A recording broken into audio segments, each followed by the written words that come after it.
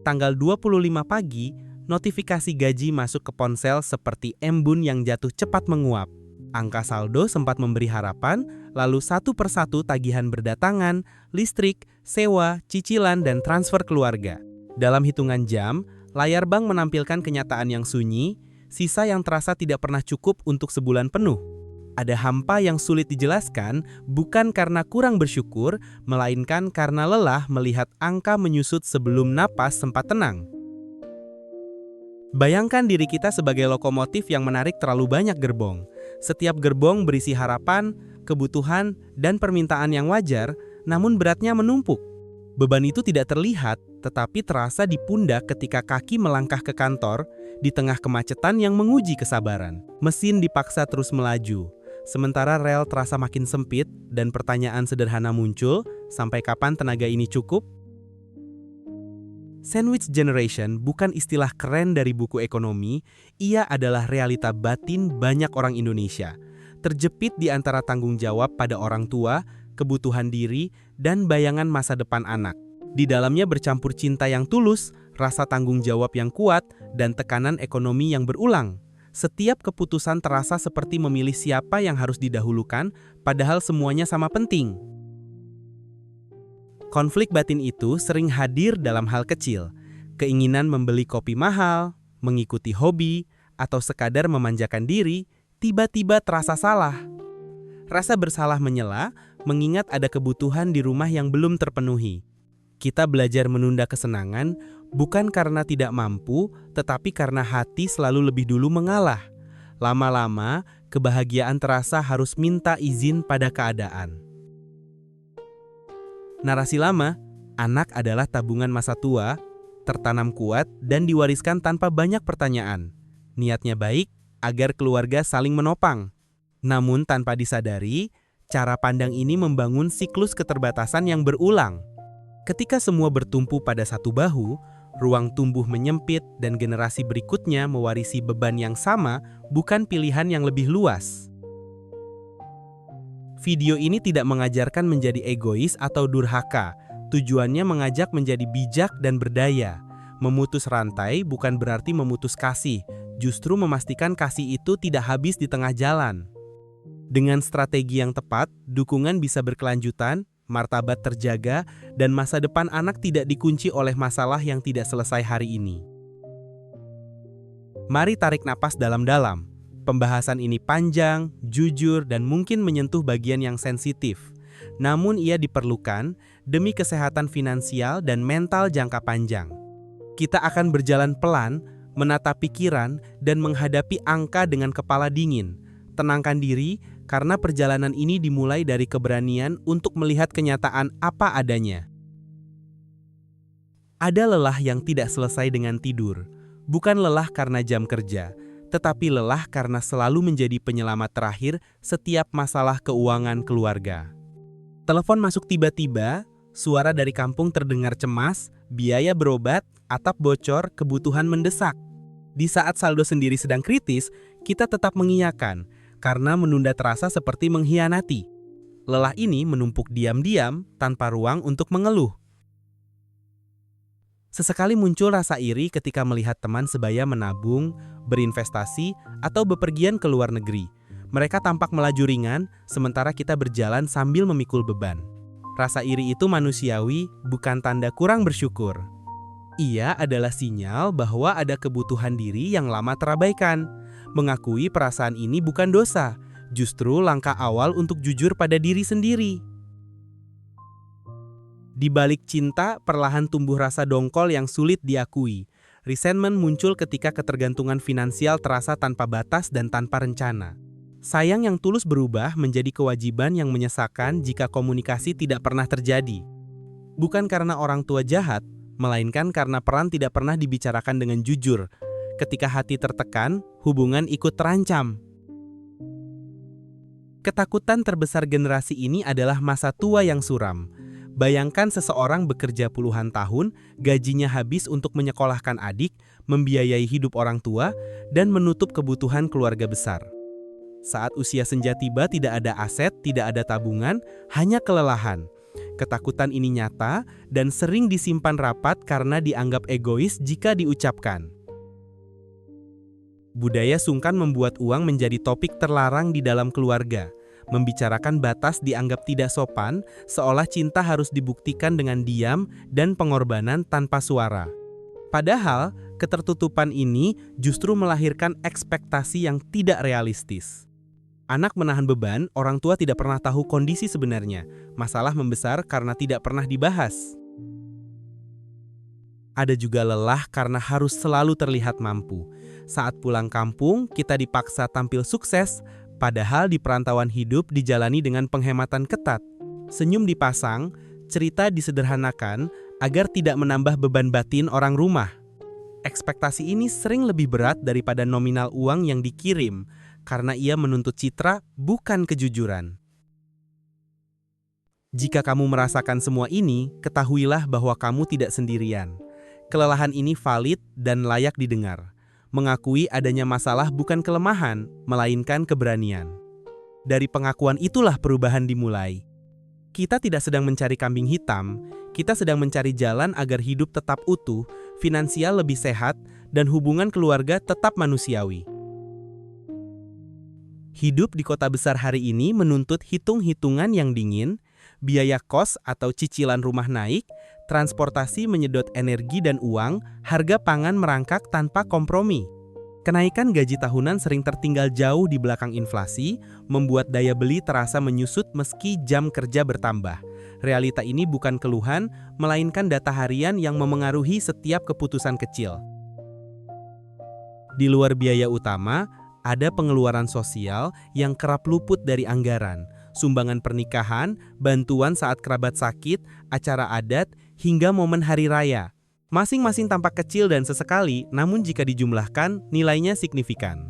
Tanpa pencatatan yang jujur, pengeluaran ini menggerogoti tabungan secara perlahan, sering baru terasa ketika saldo menipis di akhir bulan. Ambil contoh sederhana, gaji 8 juta rupiah. Biaya hidup pribadi, sewa, transportasi, dan makan menyisakan ruang sempit. Tambahkan cicilan motor, uang bulanan orang tua, serta biaya sekolah adik. Secara matematis, ruang untuk dana darurat dan investasi menjadi nyaris nol. Ini bukan soal kurang disiplin, melainkan struktur arus kas yang tercekik oleh kewajiban berlapis. Budaya gengsi memperparah tekanan. Dorongan untuk terlihat setara dengan lingkungan membuat pengeluaran naik tanpa nilai tambah. Gaya hidup diikuti agar tidak dianggap tertinggal, padahal kebutuhan inti tidak berubah. Kita sering membiayai citra, bukan kesejahteraan. Ironisnya, orang yang ingin kita impress jarang benar-benar peduli, sementara beban ditanggung sendirian. Ada dilema besar antara tinggal bersama orang tua atau hidup mandiri. Tinggal bersama bisa menghemat biaya, namun menuntut kompromi mental dan batas peran yang kabur. Hidup mandiri memberi ruang bernapas, tetapi biaya sewa menambah tekanan. Keduanya memiliki harga finansial dan psikologis. Tanpa tujuan jangka panjang, pilihan ini mudah berubah menjadi sumber konflik. Layanan kesehatan menjadi titik rawan berikutnya. Ketika orang tua tidak memiliki perlindungan memadai, satu kejadian medis dapat menghapus tabungan bertahun-tahun. Biaya rawat inap datang tiba-tiba tanpa negosiasi. Ketidaksiapan ini adalah bom waktu bagi keuangan anak karena kebutuhan mendesak jarang menunggu kondisi saldo ideal. Angka tidak pernah berbohong, perasaan saja tidak cukup untuk menyelesaikan masalah keluarga jika realita di kertas diabaikan. Kejujuran dalam menghitung kemampuan adalah fondasi agar tidak terjerumus ke utang konsumtif demi menutup lubang kebutuhan. Dengan melihat data apa adanya, keputusan menjadi lebih tenang, dan jalan keluar mulai terlihat.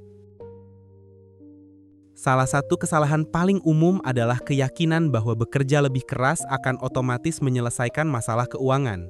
Jam lembur ditambah, target dikejar, berharap kenaikan gaji menjadi jawaban. Tanpa manajemen dan batas yang jelas, kenaikan itu cepat terserap oleh tuntutan yang ikut naik. Masalah bukan kurang usaha, tetapi sistem yang tidak pernah diatur. Konsep bakti sering dipahami sebagai pemberian tanpa batas. segala sumber daya diarahkan ke keluarga tanpa sisa untuk diri sendiri. Bakti yang sehat seharusnya membangun kesejahteraan bersama, bukan mengorbankan masa depan anak. Ketika bantuan membuat satu pihak runtuh, relasi berubah menjadi beban, bukan kasih yang saling menguatkan. Kesalahan berikutnya adalah mengabaikan persiapan masa tua demi memprioritaskan keinginan orang lain. Menunda tabungan pensiun hari ini berarti memindahkan beban ke anak di masa depan. Rantai yang sama diteruskan, hanya berganti peran. Mempersiapkan diri bukan egoisme, melainkan tanggung jawab agar tidak menjadi masalah baru kelak.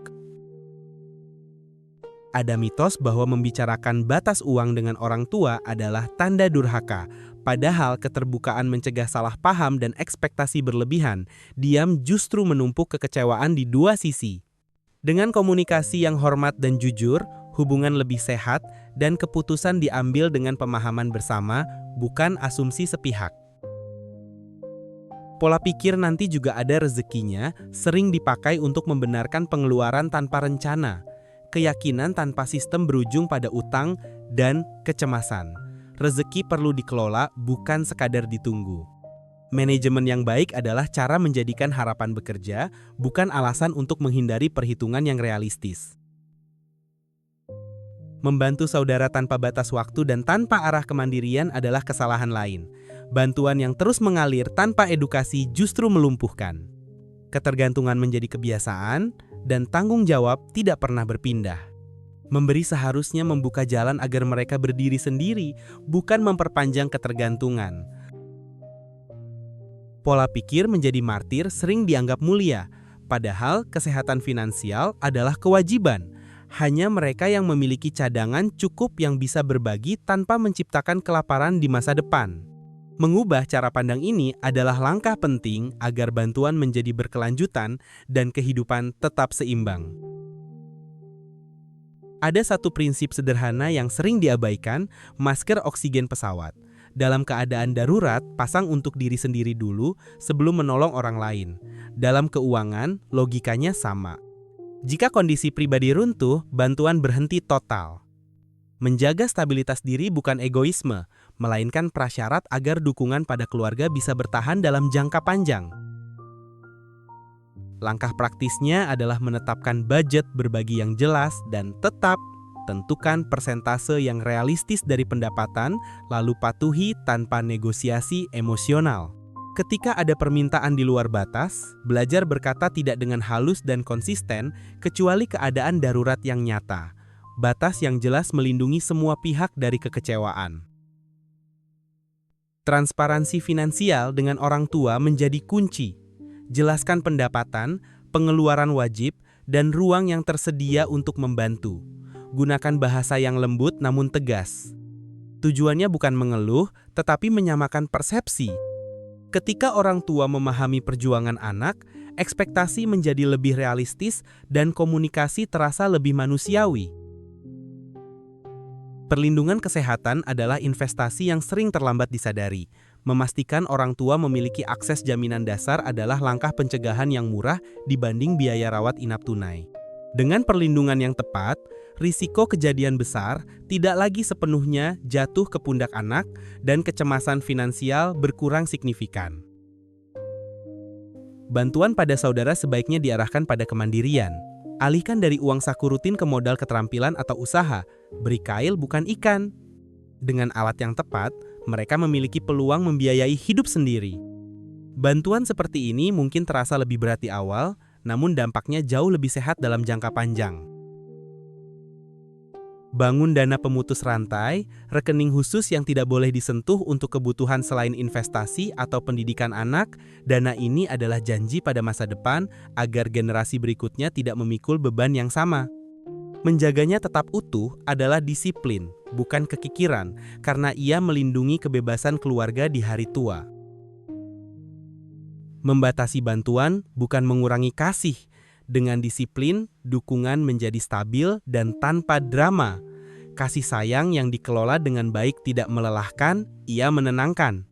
Saat keuangan tertata, hubungan lebih jujur, dan energi bisa difokuskan pada hal yang benar-benar membangun kehidupan bersama. Mulailah dengan audit keuangan yang jujur selama 1 minggu ke depan. Catat setiap rupiah yang keluar untuk orang lain tanpa pembenaran. Setelah itu, lihat polanya. Apakah pengeluaran tersebut untuk kebutuhan mendasar atau sekadar menutup gaya hidup yang tidak sehat? Data ini akan membuka mata bukan untuk menyalahkan, tetapi untuk menentukan arah perbaikan. Ajukan pertanyaan sulit pada diri sendiri. Jika hari ini pekerjaan hilang, berapa lama kamu dan keluarga yang ditanggung bisa bertahan? Pertanyaan ini bukan untuk menakut-nakuti, melainkan menumbuhkan kesadaran tentang pentingnya dana darurat pribadi. Tanpa bantalan yang kuat, kebaikan hati berubah menjadi sumber kecemasan. Jika sudah berkeluarga, lakukan percakapan terbuka dengan pasangan. Samakan visi tentang batas bantuan pada keluarga besar. Banyak rumah tangga retak bukan karena kurang cinta, tetapi karena tidak ada kesepakatan menghadapi tekanan eksternal. Dengan satu suara, keputusan lebih tegas dan konflik internal dapat dihindari. Tantang diri untuk menurunkan gengsi sosial selama beberapa bulan. Kurangi nongkrong mahal, tunda pembelian impulsif, dan alihkan ke tabungan. Perubahan kecil ini mempercepat terbentuknya dana darurat yang memberi rasa aman batin. Ketika keamanan meningkat, keputusan finansial menjadi lebih rasional. Evaluasi motif di balik bantuan. Apakah karena cinta dan kemampuan, atau karena takut dinilai buruk? Tindakan yang didorong rasa takut cepat menguras energi. Sebaliknya, bantuan yang lahir dari kesadaran terasa lebih ringan dan berkelanjutan. Kejujuran pada diri sendiri menentukan kualitas keputusan yang diambil. Visualisasikan diri di usia 60 tahun. Tanyakan, apakah kamu ingin anak merasakan tekanan yang sama?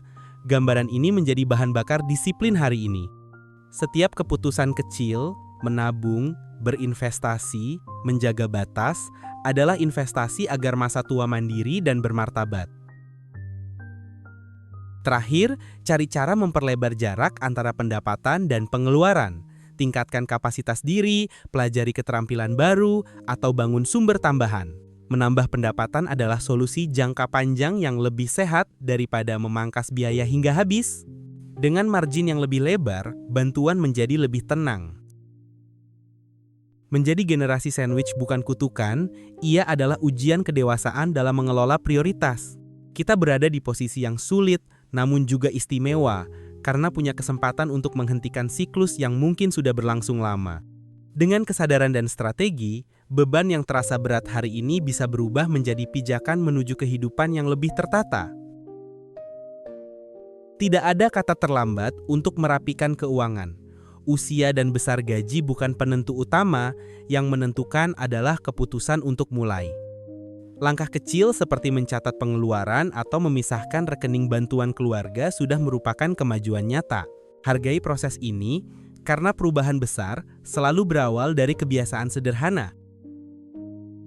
Bagi kamu yang merasa berada di titik terendah, ingatlah bahwa kamu sudah berjuang sejauh ini. Menopang keluarga membutuhkan kekuatan yang tidak semua orang miliki. Sekarang, memberi ruang untuk diri sendiri bukan berarti berhenti peduli.